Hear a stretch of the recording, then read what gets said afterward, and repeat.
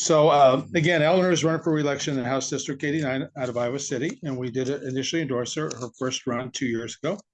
So with that, Eleanor, I'm giving the floor to you, and you have up to 6 minutes. Well, thank you so much. It's such a good, so good to be with y'all.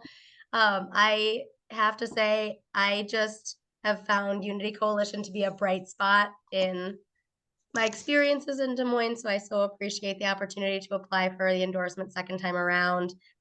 I genuinely have learned so much in the past 2 years, mostly about the system in which we find ourselves and where things are working and where things are broken, and what it's going to take to bring a little balance back to the building. The fact is that we have really low voter turnout in my district. And so one of my real focuses this time around, especially this summer, is going to be finding ways to make sure that folks who are registered but didn't vote get contacted, making sure that folks who aren't registered get the opportunity to do so. So that's what I'm spending a lot of my time on. But then also supporting candidates outside my district, because we have some individuals who sit in the legislature who just don't represent the best wisdom of Iowans. We have a lot of folks around, as you all know, who are coming from an extreme position and not listening to the values of those they represent. And the fact is that we have so many people who vote based on the letter next to your name in Iowa that they can get away with it. And I think that's wrong. And so I am going to be putting a lot of my time and energy into making sure that folks know who it is that's serving them and who could be representing them, who could be listening to them and standing up for them in the state legislature. Because the fact is that we have plenty of people who are ready to get good work done, and we just don't have enough of a balance in the building to be able to even have those conversations sometimes. So that's my real goal this time around. Do we like to talk about your campaign a little bit more? Or sure. I mean, so I represent House District 89, which is the south and west sides of Iowa City and University Heights. We have lower average income than most of what people think of from Iowa City. So I have most of the working class folks in Iowa City in my district. Makes for a lot of character. We also have a lot of energy on our side of town. I'm very fortunate to represent some of the up and coming business areas like the South of 6th Business District. And so as I campaign, really what I see as my role there is to uplift, promote, and connect different things that are going on within the district, and then also connect them with the opportunities that are around statewide. I am showing up. I am turning out. I am getting to know more and more about the businesses in the district and the folks who are kind of quietly making good things happen behind the scenes and making sure that they have their voices heard. In campaigning, I am pretty fortunate in that I have the opportunity to, because my district is so compact, I have the opportunity to reach out to so many different groups and be present for so many different events. I fill up my schedule pretty well because there's not a lot of commute time to get across my district. I could bike across the whole thing in 15 minutes if I had to. And so that really gives me the opportunity to be everywhere and be at everything I can. Of course, I say that now sitting here from a conference out of state where I'm learning about microgrid energy policy potential, just as Montezuma, Iowa has actually just been awarded a grant to become our first microgrid community in the state. So that's something that really excites me. They're going to become a solar microgrid community, which means that they will have the ability to be connected to the grid, but not rely upon the grid. And I'm really excited to see how that turns out and the potential for that going outwards from Montezuma. I also think they're placed really well to be a demonstration site, but that's a separate conversation. As far as campaigning goes, the last time around, I had a primary with against someone who has now become one of my very good friends and great supporters, Tony Curran, who I love. I have pretty broad support. I've been fortunate to get to show up with and meet with so many different groups of people. Some of my goals this time include doing a little bit better job of, like I said, boosting turnout, using my campaign to boost turnout in my district, because we just have a lot of folks who are busy, who are working parents, who have multi-generational households, folks who have single car households, who just, Eleanor, I'll need to stop you right there. I'm okay. sorry. Well, so Okay. I'll just say, yeah, that voter turnout piece is one of the big goals of my campaign this time around.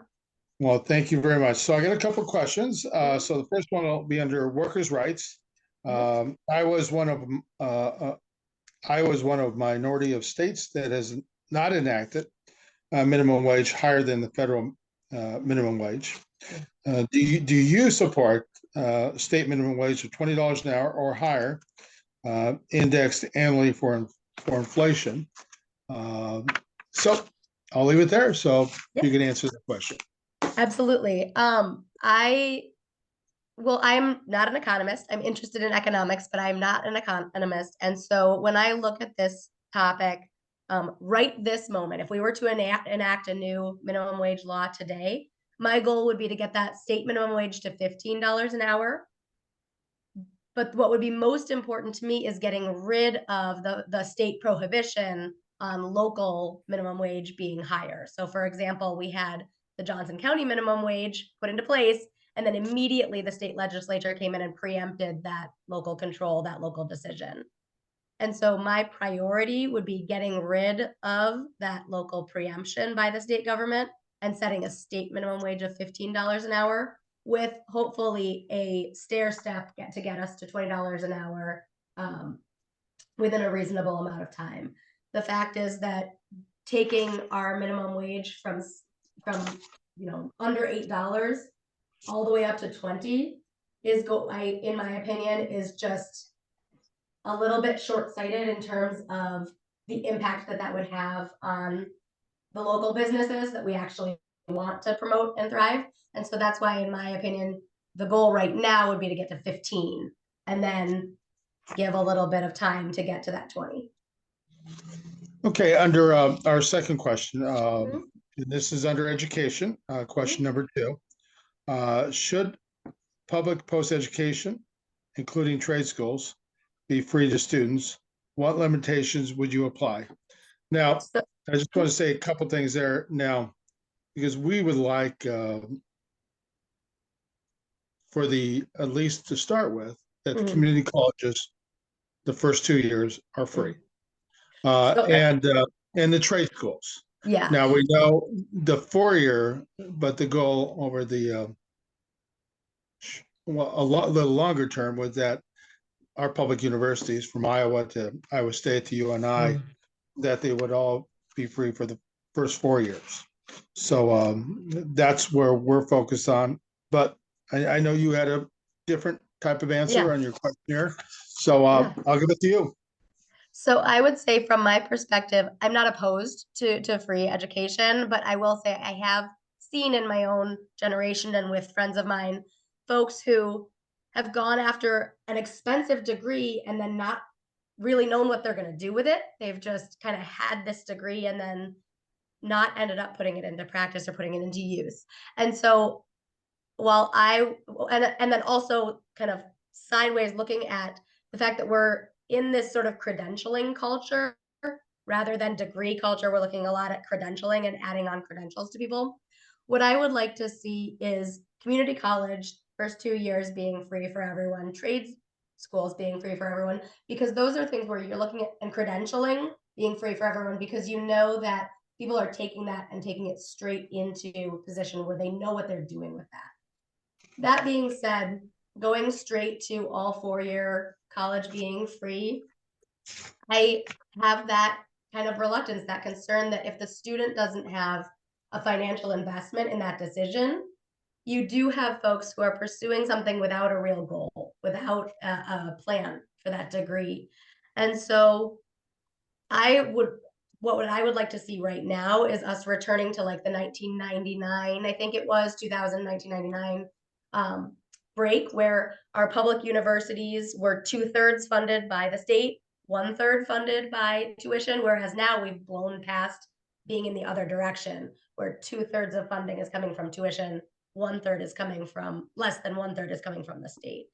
And so for me, for four-year degree programs, that's what I would like to see at the moment. I would also say, I think there needs to be more consideration for need-based financial aid, so that we can offer the privilege of higher education to all students, just as we offer the privilege of K through pre, well, what ideally, in my opinion, pre-K all the way through 12. It should be pre-K through whatever the education is that that person needs to be successful in their career. Okay, I got one more question, but this, you'll need to answer it within 2 minutes. Okay. So this final one's on immigration, Mhm. and this is number 3 under education, immigration.